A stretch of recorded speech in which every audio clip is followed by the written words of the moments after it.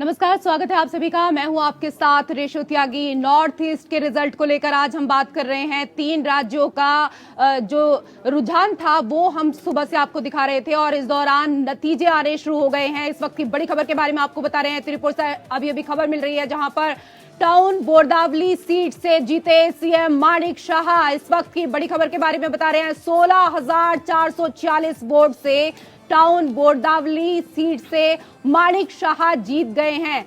साथ ही साथ त्रिपुरा में बीजेपी की 4 सीट पर बढ़त हो चुकी है। टीएमपी को 1 सीट पर जीत मिल गई है, यानी कि अब जो रुझान आ रहे थे वो नतीजों में तब्दील होते नजर आ रहे हैं। रेशु, साथ ही साथ टाउन बोरदावली सीट से सीएम माणिक शाह जीत गए हैं। बड़ी खबर आपको बता रहे हैं, आज नतीजों का दिन है। तीनों ही राज्यों के नतीजे आ रहे हैं और धीरे धीरे रुझान जो आ रहे थे अब वो नतीजों में तब्दील होते नजर आ रहे हैं। त्रिपुरा में बीजेपी की 4 सीट पर जीत दर्ज हो चुकी है।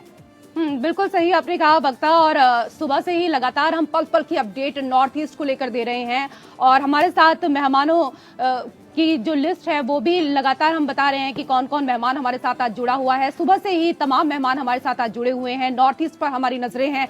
इस वक्त हमारे साथ अश्वनी शाही, प्रवक्ता बीजेपी, जुड़ चुके हैं। हमारे साथ अमनप्रीत कौर, राजनीतिक विश्लेषक, जुड़ी हुई हैं। बहुत बहुत स्वागत है आपका। हमारे साथ सर्वेश पाठक, राजनीतिक विश्लेषक, जुड़े हुए हैं। आपका भी बहुत स्वागत। हमारे साथ आरबी उपाध्याय, वरिष्ठ पत्रकार, जुड़े हुए हैं। आपका भी बहुत बहुत स्वागत है। हमारे साथ रवि अरोड़ा, राजनीतिक विश्लेषक, आपका भी बहुत बहुत स्वागत। और रत्नाकर सिंह, कांग्रेस से हमारे साथ जुड़े हुए हैं। आपका भी बहुत बहुत स्वागत है। रत्नाकर जी, पहला सवाल आपसे ही। प्रतिद्वंदी से यारी करके चुनाव लड़े, वो भी काम नहीं आया, उधर राजा साहब भी आपके हाथ से फिसल गए।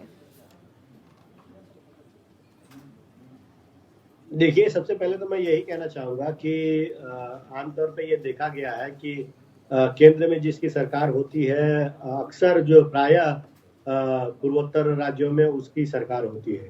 आप पिछला इतिहास भी उठाकर देख लीजिए। लेकिन जिस प्रकार मेघालय में आज त्रिशंकु की स्थिति बनी हुई है, जिस प्रकार त्रिपुरा में भी त्रिशंकु की स्थिति बनी हुई है, निश्चित रूप से मुझे जहां तक अनुमान है कि भारतीय जनता पार्टी 3 राज्यों में से कहीं न कहीं सिर्फ एक राज्य में सरकार बनाने में अभी तक जो रुझान जो दिख रहा है उससे यही दिख रहा है।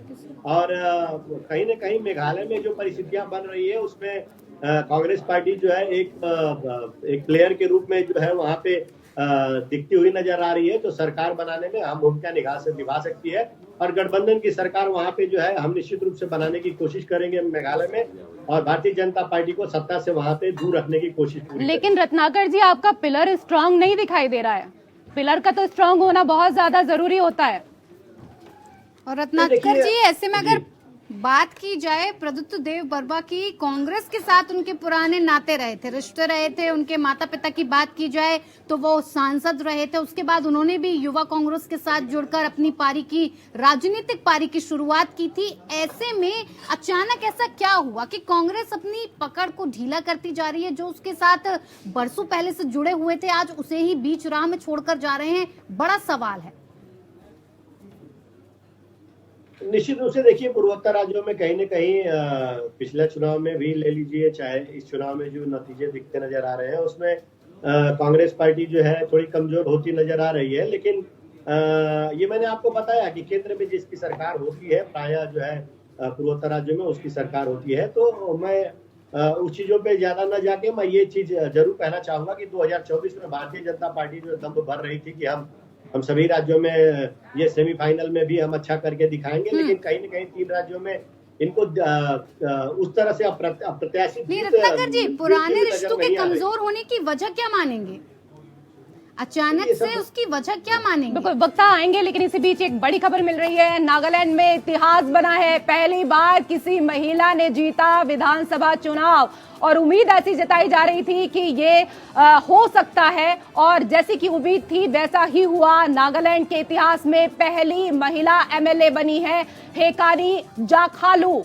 47 साल की हेकानी जाखालू ने सीट जीत ली है और महिलाओं के लिए कह सकते हैं कि आज बड़ा खुशी का दिन होगा नागालैंड में।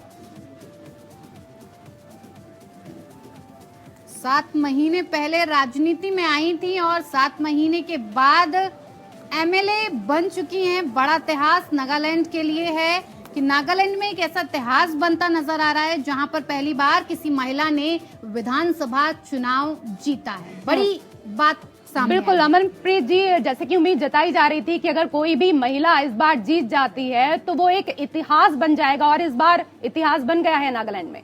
देखिए, वोट प्रतिशत की बात करें तो महिलाओं ने उत्तर पूर्वी राज्य तीनों की हम बात कर रहे हैं तो तीनों में ही उनका जो भागीदारी है वो बहुत अच्छी रही है। और वहाँ पे शायद इसकी सबसे बड़ी वजह यही है कि वहाँ पे लोग जो हैं पढ़े लिखे हैं, लोग अवेयर बहुत हैं। इसी वजह से देश के किसी भी राज्य से ज्यादा वहाँ पे मतदान हुआ है। 80% से भी ज्यादा जो मतदान है वो हुआ है। और ये जो महिलाओं का आगे आना, जब महिला का जीत के आगे आना, वो बहुत बड़ी जो एक बहुत बड़ा कह सकते हैं कि महिलाओं के लिए एक बड़ी चीज हुई है। और सबसे बड़ी बात यह है कि वो अभी 7 महीने पहले ही पॉलिटिक्स में आई और उसके बाद 7 महीनों के अंदर अंदर ही वो एमएलए बन गई। उसका एक बहुत बड़ा कारण ये भी है कि जो महिलाएं हैं वो, अगर एक महिला को आप अपनी तरफ अट्रैक्ट करते हो या एक महिला को कोई सुविधाएं आप देते हैं, चाहे वो मुफ्त की रेवड़ी बोलो, चाहे आप ये बोलो कि उनके उन्नति के लिए हम जो फ्रीवी की फैसिलिटीज हैं वो प्रोवाइड कर रहे हैं, तो जब एक महिला किसी पॉलिटिकल पार्टी के बारे में सोचती है कि ये पॉलिटिकल पार्टी, ये पॉलिटिकल लीडर महिलाओं के लिए अच्छा है, तो वो निरसंदेह अपनी फैमिली में उस चीज का जो है वो बखान करती है। और एक तरीके से ये उस पॉलिटिकल पार्टी के हिस्से में जाती हैं वोट, क्योंकि वो एक जो महिला है वो पूरे परिवार को उसी पॉलिटिकल पार्टी की तरफ लेके जाती है जो पॉलिटिकल पार्टी उनके लिए सुविधाएं लेके आती हैं, उनके लिए काम करती हैं। अगर वो बिजली की समस्या हो, पानी की समस्या हो, पानी की जैसे कोहिमा में आपने देखा कि पानी की समस्या वहां पे सबसे बड़ी समस्या बनी हुई थी, तो उसको जो दूर कर देगा, क्योंकि महिलाओं का जो रोजमर्रा की जो जिंदगी है वो किचन से शुरू हो जाती है, किचन पे ही खत्म हो जाती है, तो पानी उसमें सबसे बड़ा योगदान देता है। तो अगर कोई पॉलिटिकल पार्टी आपने जो चुनावी मुद्दे हैं उसमें ये चीजें रखती है कि वो बिजली, पानी और जो सुरक्षा है महिलाओं की उसको लेके काम करेगी, या फिर वो महंगाई की बात बेशक ना करे, वो अगर उनकी जो अनएम्प्लॉयमेंट है उसके बारे में बात नहीं करे, तो ये 3-4 मुद्दे जो डेली जिंदगी में महिलाओं के लिए काम आते हैं, वो पूरे परिवार के लिए काम आती हैं। तो ये चीजें बहुत बड़ा योगदान डालती हैं कि किस परिवार ने किसको वोट दिया और किस जो जाति है, जो अगर हम नागालैंड की बात करें कि जाति विशेष है, या फिर वहाँ पे जो नागा लोग हैं वो जो हैं वो, क्योंकि उनके तक जो भी फैसिलिटीज हैं पूरी पहुंच नहीं पाती है, वो इतने एजुकेटेड नहीं होते हैं कि वो सारी जो सरकार उनके लिए क्या क्या लेके आई है, सरकार उनके लिए क्या क्या चीजें कर रही है, वो उनके तक बातें पहुंचती नहीं है। बिल्कुल सही कहा आपने। इसमें उनका एक बहुत बड़ा महिलाओं का योगदान बड़ा एक योगदान भी होता है महिलाओं का। और कहते भी है ना कि घर में भी अगर कोई एक महिला शिक्षित हो जाती है तो वो पूरे परिवार को, पूरे आस पड़ोस को वो शिक्षित कर देती है। और महिलाएं हर चीज अपने से जोड़ के देखती हैं, क्योंकि घर का बजट ज्यादातर जो है वो महिलाओं के हाथों में होता है। तो जब वो घर से बाहर निकलती हैं, हमारे आसपास क्या चीजें होनी चाहिए, क्या नहीं होनी चाहिए, इसका भी वो बड़ा ध्यान रखती हैं। और जब एक महिला विधायक बनती है तो वो अपने तरीके से सोचती है और उस क्षेत्र में जो विकास है वो काफी अच्छा होता है। ये हमने अक्सर देखा भी है। आरबी उपाध्याय जी, देखिए, महिला रीढ़ होती है किसी भी समाज की। समाज को बनाने में सबसे बड़ा योगदान महिला का होता है। और प्राथमिक पाठशाला भी घर से शुरू होती है। हम बच्चे को क्या संस्कार देने हैं वो सबसे महत्वपूर्ण। अगर कोई शिक्षक है तो वो महिला, माँ बहनें, और वहीं से बच्चे में संस्कार जन्म लेते हैं, वहीं से वो एक अच्छा नागरिक बनता है। और देखिए, पूरे घर को चलाने की, जहाँ तक अभी रेशमी बात कर रही थी बजट, तो बजट महिलाओं से बेटर मैं समझता हूँ वित्त मंत्री भी नहीं बना सकते। वो वित्त मंत्री होती है घर की, जो भी आमदनी है उसी में खर्च चलाना है, उसी में बचत भी करनी है, वो 2 पैसे बचा के भी रखती है, जानती है। पुरुषों की पॉकेट में कितना पैसा है ये भी उनको पता होता है। तो देखिए, महिला का तो जो योगदान ईडी और सीबीआई को फेल करती है। जी बिल्कुल बिल्कुल। अच्छा, दूसरी बात अगर जी अब खत्म कर लीजिए। तो देखिए, महिला के योगदान को नकारा नहीं जा सकता। और देश की आधी आबादी है, आधी आबादी को आप दरकिनार करके कोई देश ये सोचे कि हम आगे बढ़ जाएं, कोई राज्य सोचे हम आगे बढ़ जाएं, तरक्की कर लें, जब आधी आबादी तरक्की नहीं कर पाएगी, तरक्की में भागीदार नहीं बनेगी, प्रयास नहीं करेगी, तो वो विकास बेईमानी हो जाएगा। सरकारें समय समय पर योजनाएं लाती हैं महिला उत्थान की, महिला सशक्तिकरण की, लेकिन आदिवासी जिस तरह के एरिया, ट्राइबल एरिया में, बिल्कुल उन सबको एग्जीक्यूट करना, धरातल पर उतारना, उतना ही मुश्किल होता है। आरबी उपाध्याय जी, मैं आपकी बात से सहमत हूं, क्योंकि आदिवासियों के विकास की आपने बात की, तो ऐसे में अश्विनी शाही जी, प्रद्युत देव वर्मा ने ये कहा है कि उनकी जो सीटें आई हैं, ऐसे में वो अब भाजपा को समर्थन देंगे, लेकिन कुछ शर्तों के साथ देंगे। और उस शर्त की अगर हम बात करें तो साफ साफ ये बात बयां होती है कि वो जिस शर्त की बात रखेंगे उसमें टिपरा लैंड जरूर होगा, उसी शर्त के साथ वो आगे बढ़ेंगे। तो क्या आप इस शर्त के साथ, उनकी इस शर्त को आगे मानकर साथ आने के लिए सहमत होंगे? वक्ता जी, देखिए अभी हमारे वहाँ के प्रदेश अध्यक्ष जी का भी बयान आ गया है तुरंत बाद कि टिपरा लैंड के अलावा सारी मांगे उनकी मान ली जाएंगी। लेकिन विकास की बात है तो प्रद्युत देव वर्मा जी विकास चाहते हैं, आदिवासियों को उन्होंने फोकस में रखा है, इसीलिए टिपरा लैंड की मांग की है। तो मुख्य उनकी जो शर्त होगी ये यही होगी। यहाँ पे पेच भी फंसेगा आपके लिए? नहीं, कोई पेच नहीं फंसेगा। वैसे हम वहाँ पर जो है सरकार बनाने, अपने बदौलत सरकार बनाने जा रहे हैं, लेकिन फिर भी वहाँ के विकास के लिए, त्रिपुरा के विकास के लिए हम टिपरा लैंड की मांग को छोड़कर सभी मांगों के मांगने की घोषणा कर चुके हैं हमारे वो। और अभी देखिए इसमें क्या है, राजा साहब तो 16 फरवरी से वैसे ही उन्होंने एक सभा में कह दिया था कि हम संन्यास ले रहे हैं। तो वहाँ का जो जी ले रहे हैं, लिया नहीं है अभी, बात अभी की है, ले रहे हैं तो हम बाद में देखेंगे, लेकिन शर्त मुख्य है, इसीलिए मैं आपसे बार बार पूछ रही हूँ। तो अगर आप इस शर्त को नहीं मानेंगे तो अलग होंगे? देखिए, अलग होने की बात वो अब बाद में देखी जाएगी। उनकी वजह से अभी तक तो फिलहाल जो रुझान और वो बता रहे हैं कि हम स्वयं सरकार बना रहे हैं, हमको किसी की जरूरत नहीं है वहाँ, लेकिन उनको साथ लेकर चलने की बात होगी तो हम किसी शर्त पे नहीं जाएंगे, पहली बात।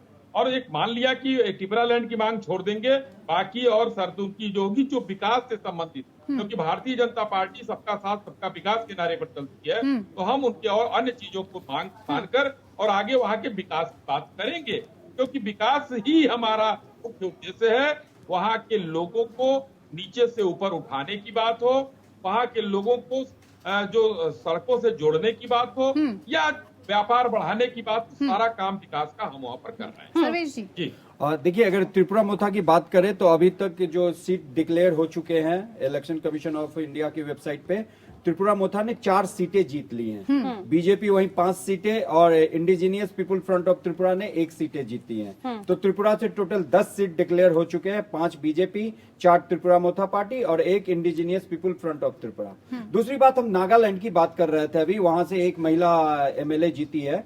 देखिए, बहुत अच्छा है, लेकिन आप देखिए वहां पे 184 उम्मीदवार मैदान में है और मात्र 4 लेडीज जो हैं, 4 महिला उम्मीदवार हैं।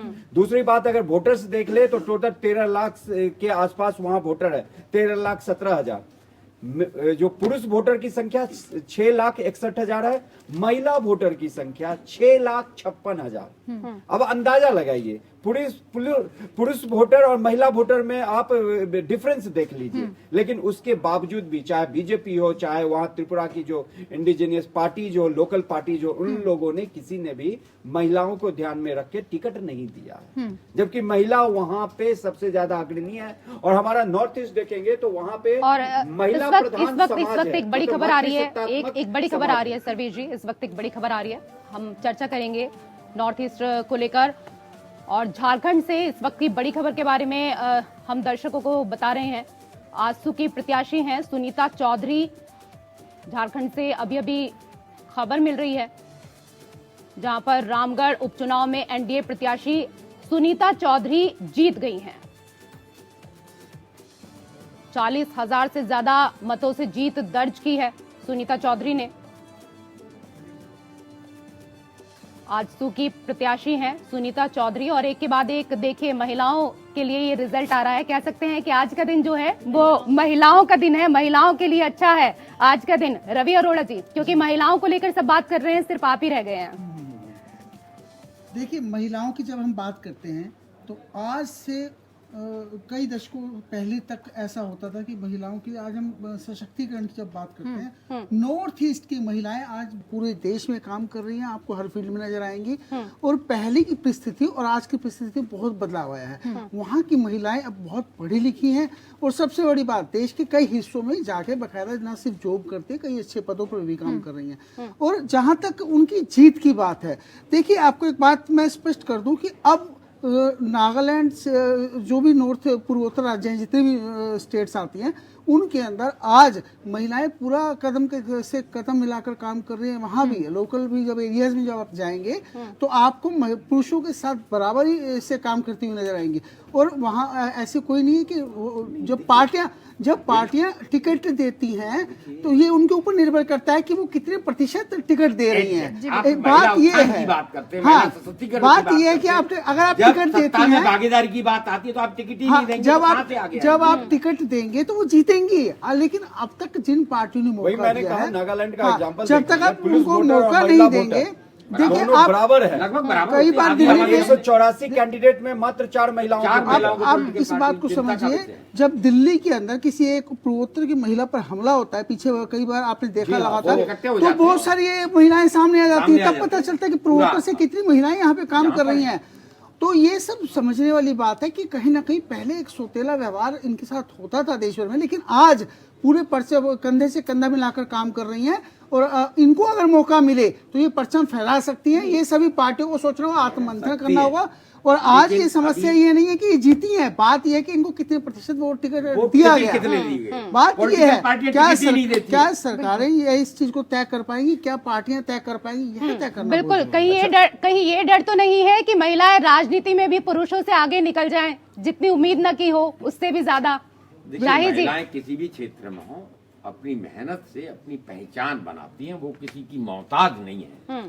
एक बार मौका मिलना चाहिए, लेकिन मौका ही नहीं लेकिन देंगे। आज जो आप देख रहे हैं पूरी दुनिया के अंदर महिलाएं परचम फहरा रही हैं पुरुषों से ज्यादा। यह बहुत समझने वाली बात है, और सच में, क्योंकि लोग भरोसा भी करते हैं। दिक्कत तो यही है, दिक्कत तो यही है कि पुरुष प्रधान समाज की जो संरचना सदियों से चली आ रही है, वो मानसिकता, उस मानसिकता को बदलने की जरूरत है, उस मानसिकता को तोड़ने की जरूरत है।